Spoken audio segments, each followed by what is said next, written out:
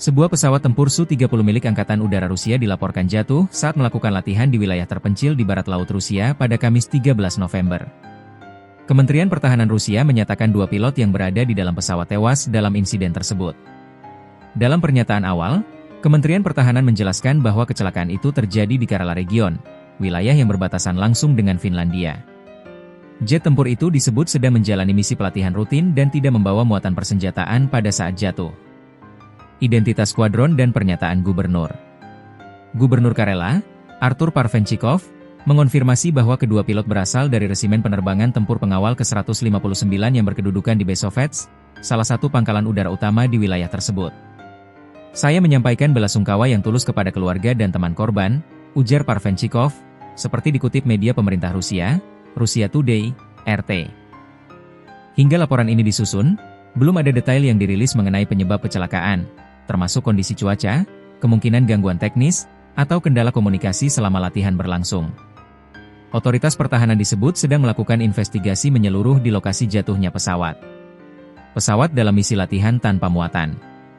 Pesawat tempur Su-30 merupakan salah satu jet multiperan yang digunakan luas oleh militer Rusia, terutama untuk misi pertahanan udara dan latihan tempur.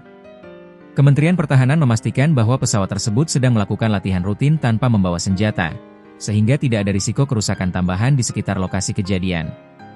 Wilayah kecelakaan disebut berada di area yang jarang berpenghuni, sehingga tidak ada laporan kerusakan properti atau korban dari pihak warga sipil. Kecelakaan serupa terjadi bulan lalu. Insiden ini menambah daftar kecelakaan pesawat tempur Rusia dalam beberapa bulan terakhir. Pada Oktober lalu, sebuah jet MiG-31 mengalami kecelakaan saat hendak mendarat di Lipetsk Region. Berbeda dengan insiden hari Kamis, kedua pilot MiG-31 tersebut berhasil menyelamatkan diri setelah melakukan prosedur evakuasi darurat. Kejadian beruntun ini memunculkan pertanyaan mengenai kondisi armada tempur Rusia, yang dalam beberapa tahun terakhir terus dioperasikan dalam intensitas tinggi seiring meningkatnya aktivitas latihan militer dan operasi penerbangan. Investigasi masih berlangsung.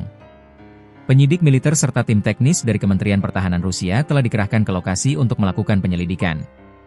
Proses investigasi biasanya meliputi analisis rekaman komunikasi pilot, pemeriksaan log pemeliharaan pesawat, kondisi cuaca dan navigasi saat latihan, temuan di lokasi puing kecelakaan.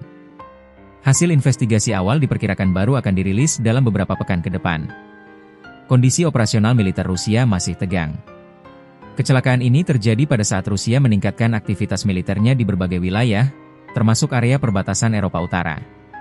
Intensitas latihan udara yang tinggi sering disebut sebagai salah satu faktor yang dapat meningkatkan risiko kecelakaan operasional, meski belum ada indikasi langsung bahwa hal tersebut terkait dengan insiden Su-30 ini.